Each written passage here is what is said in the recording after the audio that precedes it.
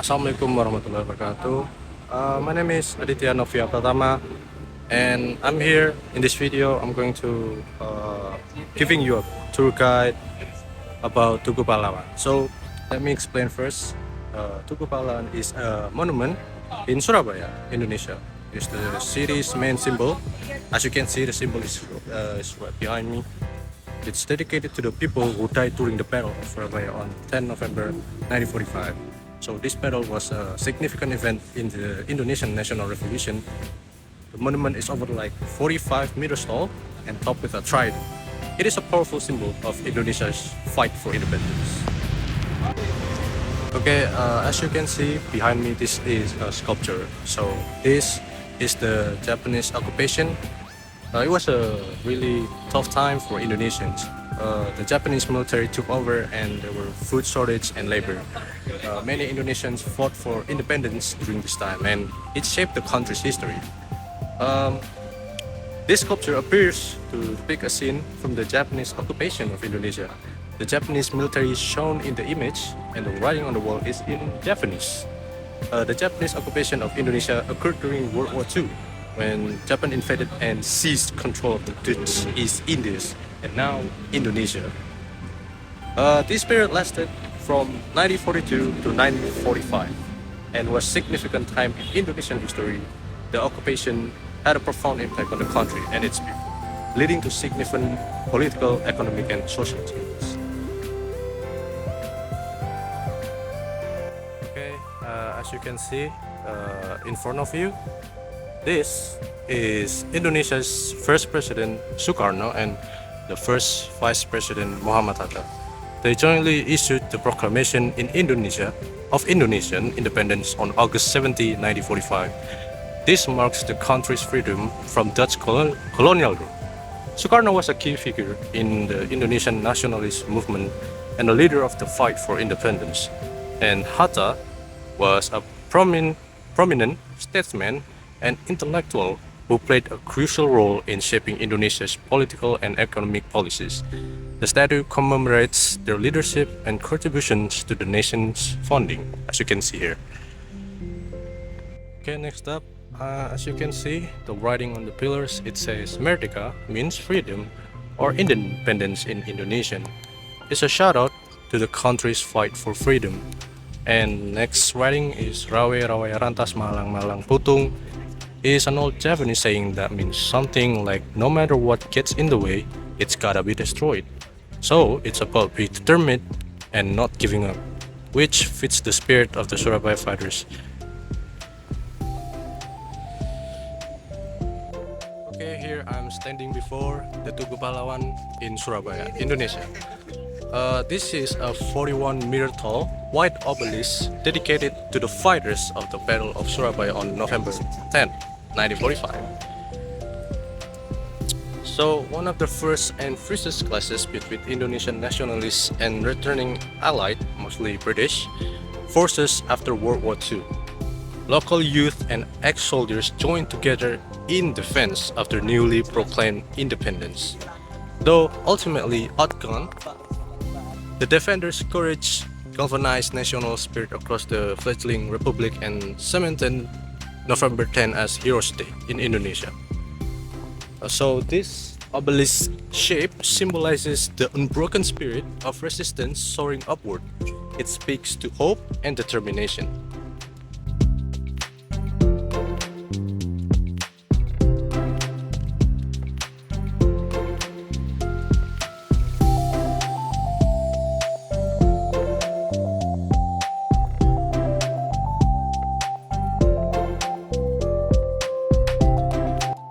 Welcome to Apsari Park in the heart of Surabaya, where one of East Java's most poignant monuments stands proudly against the skyline. This is the statue of Gubernur Suryo, the very first governor of East Java. Raden Mas Tumenggung Aryo Surjo, born in Magetan in 1898. Raden Mas Tumenggung Aryo Surjo, often called RM Suryo, was appointed governor on 8 August 1945, just days after Indonesia proclaimed its independence.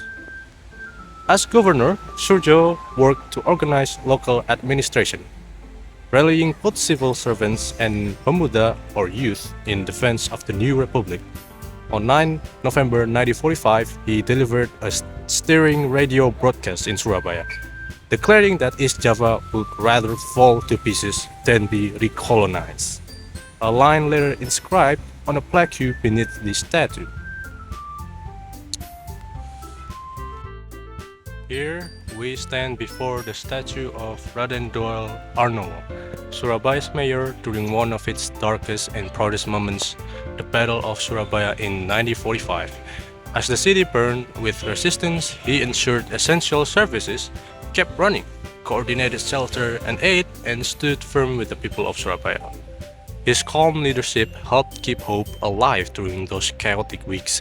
Today, he stands immortalized in bronze among the city's greatest heroes, proof that true bravery isn't always on the battlefield. Sometimes it's in simply refusing to give up on your people.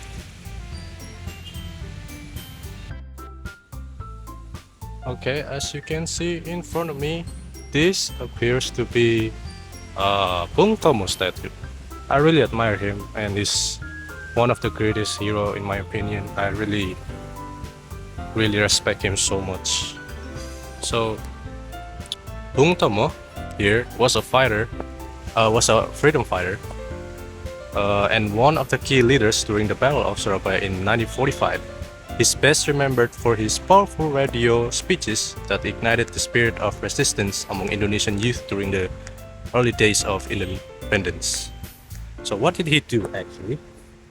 So after the death of British Brigadier Malaby and rising tension between Indonesian nationalists and allied forces, Bung Tomo rose as the voice of the people. His fiery speeches, broadcast over radio pemberontakan, or you can say revolution radio, urged Surabayans to keep fighting for independence even if they had to sacrifice everything. Wow, it's really hot in here. Oh, what's this? Okay, so this appears to be a memorabilia monument of hero Brad Van. I don't know how to read that, but let me explain more about this. So this marks the location where Gedung Rad van Justiti. I don't know how you pronounce that, but I really hope I pronounce it right. Like I said, Gedung Rad van Justiti once stood. So this is the location here. This was a colonial era Dutch court building used by the East Java government and also served at one time as the military police headquarters.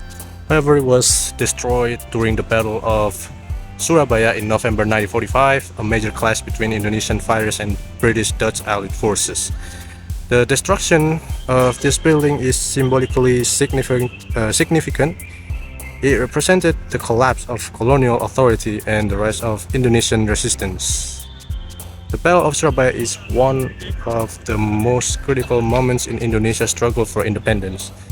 The area where this court once stood has since been transformed into Tugu Pahlawan, the heroes' monument to honor the thousands of fighters who gave their lives during that time. So this plaque serves as a reminder of what used to be there, a colonial institution replaced now by a national symbol of independence. It looks cool. Okay, now as you can see, this heroic structure here, this is Makam Pahlawan tak dikenal.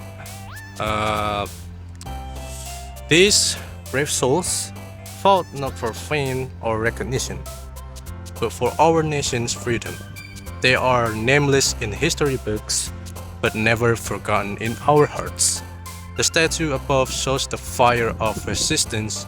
One fighter raises our red and white flag, and another charges forward, and one lies fallen, a reminder of the price of independence. This tomb stands not for one person, but for thousands whose names we may never know, but those whose courage built the future we live in today.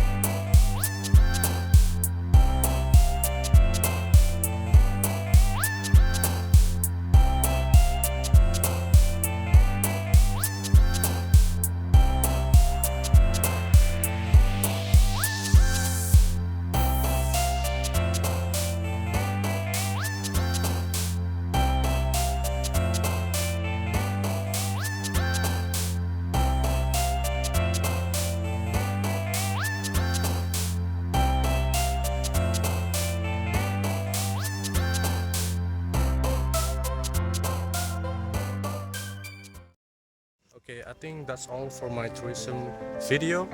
I really hope you enjoyed as much I enjoyed visiting it. It was a very very good experience to be visiting the Tugu Pahlawan again, because the last time I visited the Tugu Pahlawan when I was a kid, a child. I was a junior high school, and it's once again it's a really really great experience to be able to attend Tugu Pahlawan again. It's been a long time, so I really hope you enjoyed the video, and I'm really really sorry if the video quality or the microphone is kind of bad, because I don't have a mic on me. So don't forget to like, subscribe if you want to see more, I guess. So yeah, I'm gonna end the video here, and once again thank you for watching, and I really hope enjoy I really hope you enjoy the video as much as I enjoyed making it. So yeah, thank you for watching.